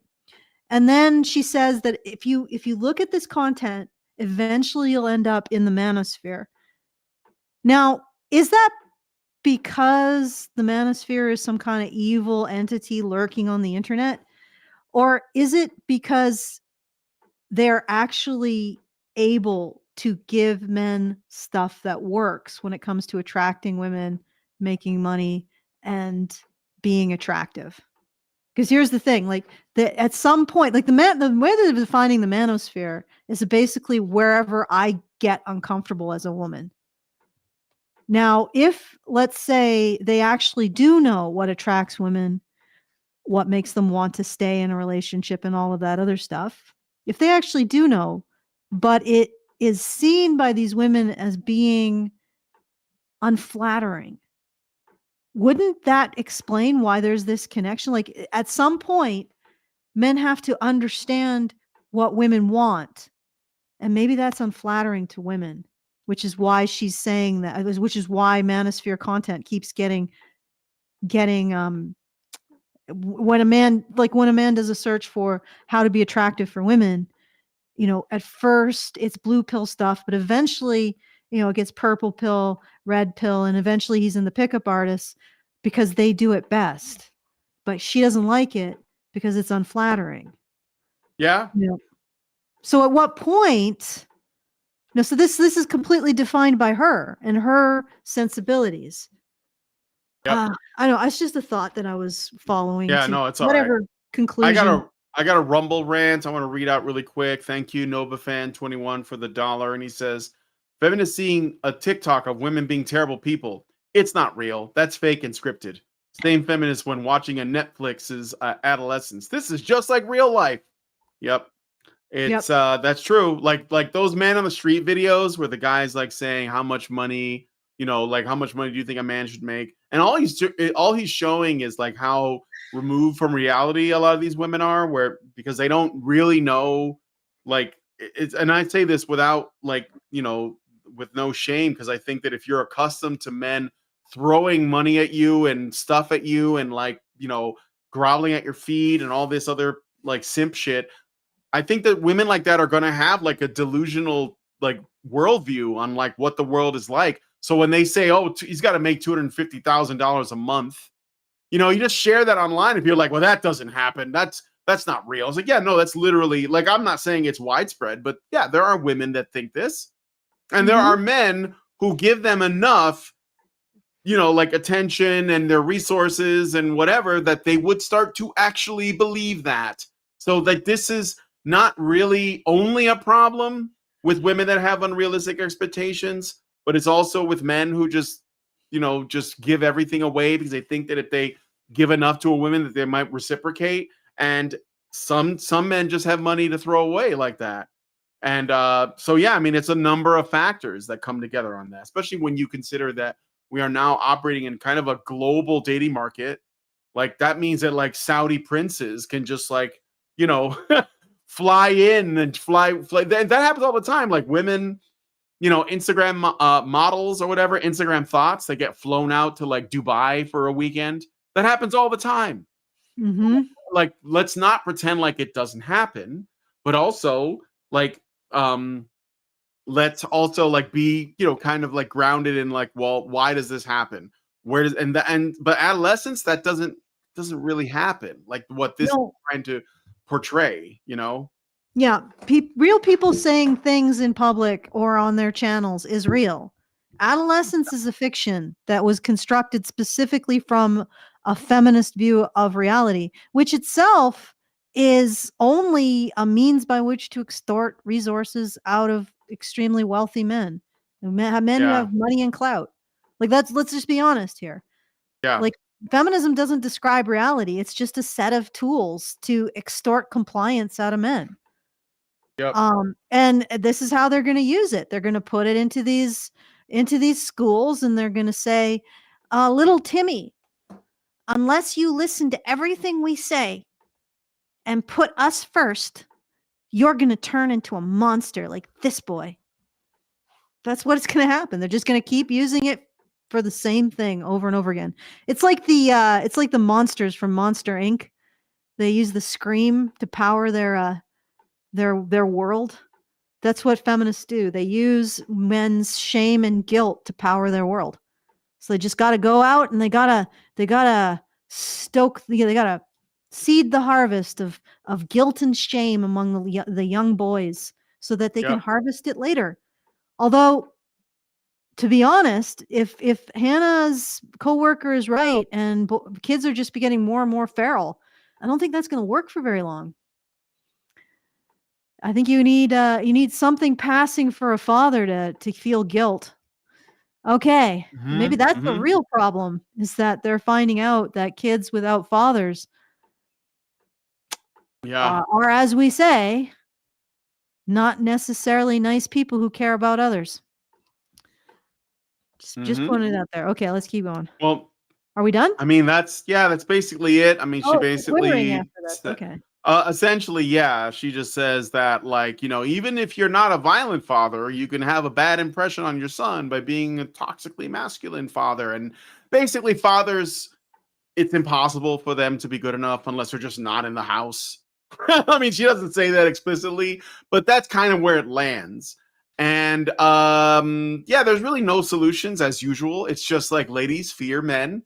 Men, do whatever you can to avoid this red pill content, because it's gonna make you into a kind of person we don't like, and you have to do everything in your power to stop it. And Laura Bates was right. That's basically what she lands on. So Oh, of course. And like I said, it's not supposed to be reality. It's just a tool. I bet they don't even think it's reality. They're just enjoying the fact that they've discovered yet a new tool to enforce the same thing they've been doing for generations. They're just going to put it into a school, and they're going to say, hey, what you biting me for? Yeah, you came up here for affection and now you don't want it? Jeez. Okay. They're just going to bring it into a school, and okay. I'm cautious petting her. Yeah, stay away from my cords. They're going to bring it into a school, and they're just going to use it as a way of manipulating boys into doing what they want. Hey. Yeah, you can't be by the cords. Okay. And that's it. I got a super chat. Albernator Retro gives us $2 Canadian, says, I hate them all. PUAs are the biggest simps. Thank you. Albert, could you tell us why you're still at this channel? Like, yeah, I don't, I don't necessarily have a problem with you being here, but I just wonder, for your own sake, like, why are you at a channel like this? Like, you seem to have a lot of very, very strong dislikes for people that we don't have a concern about. Or if we do, it's sort of like it's is that I don't have a concern. I mean, if you look, it's a genuine question. Let me put it this way. If you want those guys to go away, then you're gonna have to give men a reason not to go there, and so men go there. Like, it can't be helped. And this is just where the conversation is now. And I'm sorry, I can't be bothered. Like, it's like I said already. Men today have two choices. They either go to the red pill stuff or they go to the feminist stuff. That's what and the feminist stuff keeps them from doing anything else. So they're gonna end up there, and I'm okay with it, because I'd rather they were over there than dealing with people like this. All right, buds. So, you have earned the floor. Okay, so I think the other thing, just to sum up, is boys do want to be attractive to girls, and it's extremely difficult to find any information about how to do so from people who regard boys' attractions to girls as being of the devil Mhm. and objectifying and extremely toxic, shall we say. Right? I mean, look at how they depict it here. This boy is attracted to a girl, and he literally says he goes after her when she's weak. I mean, that's terrible writing. It's like he's just yeah. By the way, I'm just going to clearly enunciate my motivations based in feminist theory. Like that's terrible writing. But regardless, how is that boy supposed to find out where? Like, where is he going to learn how to become attractive to women? Except from red pill it's the only content that I see that even addresses that. I mean, have you seen any blue pill content that really talks about being attractive to women aside from wear a pussy hat, have your Well, scum manifesto I at mean, hand all times? there's tons of blue pill sort of like, here's how to groom a woman, or like, because ultimately if it's about like increasing your status to attract women, that's not even like in the realm of like red pill content. It's just normal like guys trying to help guys out content. Like you can find it Yeah, anywhere. So but they basically, think of that as being red yes, pill. they do, because if it isn't inherently feminist, then it's red pill content. Yeah, that's what I'm That's talking what it about. is. Yes, if it isn't inherently feminist, it's red pill. That's it. Okay, so where do they get any kind of information on this if they want it? That doesn't tell them to wear a pussy hat, carry a copy of Scum Manifesto, cry about women's right to choose, at a drop of the hat, and all of this other stuff. Mhm. And then they do it, and it gets them laughed at by women and girls, like, because that's not what they want. Like, where do they go to get advice about attracting women outside of people who will tell them lies because the truth is unsavory to them? You get what I'm saying? Yep. And they have to go to what these people term as red pill, because everything that recognizes that maybe women's desires aren't as angelic and fluffy cloud white as the feminists think they are, any place that does that is beyond the pale. It's red pill. Right? That's what I'm getting at. So that there will always be this push to content like this that allows boys to understand the world better. All right. But anyway, and understand women's attractions better. Okay, so I just wanted to Yep. point that out. And okay, are we done? We're done. Yeah, we're done. Okay. So, Good Lord. I'll see if we have any thank yous. By the way, if you want to support the show, if you think my efforts are worth it and Brian's efforts, go to feedthebadger.com/support to help us out. Oh, this was a doozy. There are going to be a lot of people on this program that will laugh at that, and there will be several who will probably be quite indignant. I'm not indignant, because this is indicative of the bad manners of a lot of chauvinist ladies. thank you, Oliver. I wasn't trying to hit that, but I accidentally did when I was opening up the But it's voice. perfect. It was bad perfect. manners It of a did lot work. of chauvinist ladies. Yes. Okay, right. so I do want to thank Richard Beer, who put in $500 to the fundraiser. Thank you. Thank very you. much. Women's liberation, madam, will never survive. And yet it did, and prospered, because it hijacked. Well, it's not men's- over yet. We could No, it we could lose everything, and then it would technically not survive. But that'd be after the end of everything. Mhm. So At the restaurant at the end of the world. Let's all Yeah. meet there, or the end of the universe. Yeah. Okay. Well, I think I'm good. Feedthebadger.com/support to support the show. Thank you to Richard. Thank you for the suggestion. It is something that does need to be covered, because apparently, like Brian is saying, feminists are looking at a dramatization of feminism, and they're saying, oh my God, it's so true, and it's not the way it should be. And of course, as we all know, feminism is a tool to make men do what feminists say. So essentially, they're just using their tools, just another freaking tool in the toolkit. All Yep. right. Feedthebadger.com/support to support the show. Feedthebadger.com/justthetip to send us a message and a tip. And I'll hand it back to you, Brian, for the final word, whatever that All might right. be. The bird. Yep. The bird is the word. Okay. Well, if you guys like this video, please hit like, subscribe if you're not already subscribed. Hit the bell for notifications. Leave us a comment. Let us know what you guys think about what we discussed on the show today. You'll find a link to the full video in the description should you choose to watch it. And please, please, please share this video because sharing is caring. Thank you guys so much for coming on today's episode of Maintaining Frame, and we will talk to you guys in the next video. Oh, I got one last super chat, the last second. I might as well read it. The Red Pill Bros, this is Albernated Retro again for $10 Canadian. The Red Pill Bros aren't even red pilled. They are snake oil salesmen. If you guys don't like my opposition to that trash, I'll go away, no problem. No, that's not what I'm saying. Enjoy your fascism, Albert. Come Albert. on, man. What? Like, basically, you know what you're doing right now? You're basically saying you have to have my opinions, otherwise I'm not going to like support you guys or whatever. Okay, Albert, this is what I think was you should get saying. your priorities straight. That's This all is I'm what going I to was say. saying, Albert. What is it that we give you?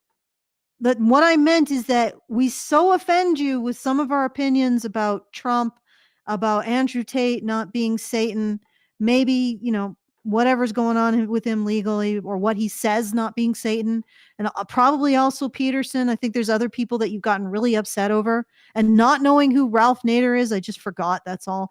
No, that wasn't Albert Nader. Rachel, that was somebody else. It's Albatross. I'm pretty sure that's him. Yeah, No, it was okay, never Albatross. mind. That's a different person.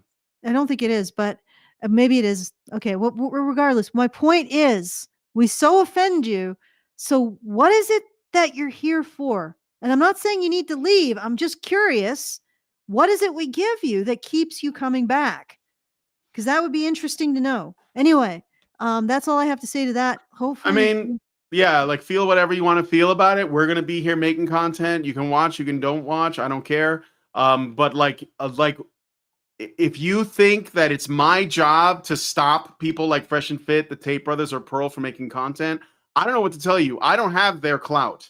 So if you want to give me a bunch of the clout that they have so that I can like talk to them, that'd be great. But that's not we're tiny, we stay tiny, we've been tiny for 10 years. That's just the reality. So we're doing what we can here, but you're not helping. You're just saying, why aren't you doing this? And it's like, we're doing our thing, guys. Like, just let us do our thing. You know, like what? It's like, why aren't you answering for people you've never spoken to that would never talk to you or give you the time of day? Why haven't you said something to them? I can't. I'm doing this out of a 2-bedroom apartment in Virginia because it's just barely getting by here, and people are still saying, why aren't you doing enough? It's crazy making. Yeah, I'm sorry, I'm not those people. I'm doing my fucking thing, and we're doing our thing here. I get pulled in all kinds of directions. I got Natty telling me I should be doing this. I got Peter Wright coming down my throat for something else. And then you're telling me that I have to like disavow so-and-so who doesn't know my name. It's stupid. I just want to do my show. Okay. So watch it or don't watch it. I don't care, but don't expect me to just like do the work of other people. Like I can't answer for them. It's not possible. They don't know me. Like this. Anyway, I'm sorry. No, it's okay. But I think that right here, you're probably answering for something that I did. Like I said, Albert Nader Retro, I didn't mean that you have to leave. I'm asking you why you stay. Like genuinely, think about it. Why are you here instead of with the left content bashing Andrew Tate and Trump and Jordan Peterson? And I don't think that we're particularly pro any of those people. We take what the things they say for what they are, but I'm just curious. Like, search your soul. Why are you here? And that's not to say you need to leave, but why do you stay? What keeps you here? Well, I'll say this, okay? We were lucky enough to have Peterson on once. All I will say is that there are people in our corner of the woods that make content. And I guarantee you that some of them, if not all of them, have saved men's lives at some point. Like Peterson used to get people who would come up to him and say that they were very low and they were very depressed and they almost took their own life. And he stopped them from doing that. Now, maybe in somebody's imagination, they would prefer that it was somebody like Karen that did that. But the fact is, it wasn't. It was somebody like Andrew Tate. I'm sorry, but it probably was. He probably stopped some guy from committing suicide. The somebody else probably did something like that too. I can't answer for people who don't know me. I can only do what I do. It would be like and I'm not mad. Like, I'm not mad. I just think it's just kind of retarded. But it would be like it's sort of like the Nick thing. So like Nick Redding would come into our chat and he would basically demand that we do actual activism, and that because we're not doing it, that somehow we're not worthy of being on the internet doing anything. And I'm just like, dude, why don't you go do that then? Like start a channel and start talking on your channel about whatever you want and take whatever stands you want. And I wish you all the best, and I hope you have a gigantic audience and everything turns out well. But we are not part of some organization. Like, I can't pick up the phone and get like Tate on and say, hey man, would you mind stopping with all the stuff that you're alleged of doing? Because it's not going to do anything. It's kind of like a waste of energy. And I don't really, like somebody mentioned in the chat, it's just like promoting infighting. That's right. Like, I don't want to be involved with that, because I think that what we're up against is like thousands of times worse than, some of this other shit that's going on in the background. I just don't care. I'm sorry, but I have to get my priorities in order. Okay. So I want to stop men from killing themselves. I want to stop people from cutting babies' genitals. I want to ensure that fathers can stay in their homes. I want to make sure that boys get like the best opportunities possible. And I hope that men and women can come together and form families. That's it. That, like, what Pearl does, none of my business. I don't care. If she helps her out, that's great. Whatever somebody else is doing, I don't care. But like, just me shitting on these people, no, I'm not going to do it. Even people that I don't really care for, like Chloe Roma, I don't want her shut down. She should be able to go and make her content. I'm not going to come out here and disavow. But if she says something I disagree with, then I will basically say, here's what I take issue with. That's it. Like, that's just what I do. I'm sorry, but like I said, help out or don't help out, it's fine. But well, he does. This is where the question is coming from. Yeah. And I get what you're saying. It's just like you keep to what you can do. You keep to what you think. You keep to discussing people's ideas, although occasionally we discuss their micro facial expressions, but that's on me.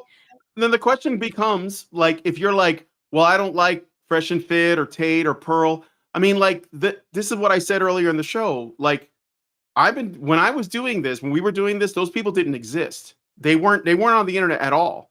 So they're here now. So the question is not, do we hate these people or not? The question is, how did it get to this? Well, I'll tell you how.